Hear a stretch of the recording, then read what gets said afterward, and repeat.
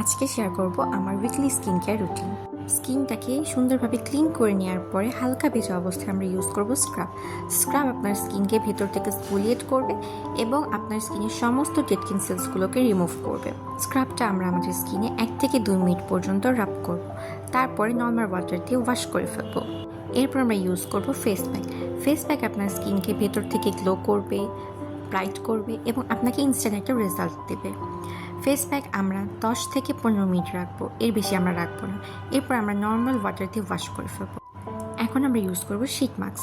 Sheet mask আপনার স্কিনকে ভেতর থেকে ময়শ্চারাইজ করবে, আপনার স্কিনটাকে একদম গ্লাস স্কিন বানিয়ে ফেলবে।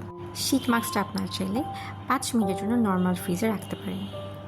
এতে আপনার স্কিনটা অনেক ঠান্ডা ঠান্ডা ফিল হবে এবং আপনার অনেক রিল্যাক্স লাগবে। শীট মাস্কটা আমরা 10 থেকে 15 মিনিট পর্যন্ত রাখবো। আপনারা দেখতেই পাচ্ছেন আমার স্কিনটা কত সুন্দর গ্লোয়িং এবং হেলদি লাগছে।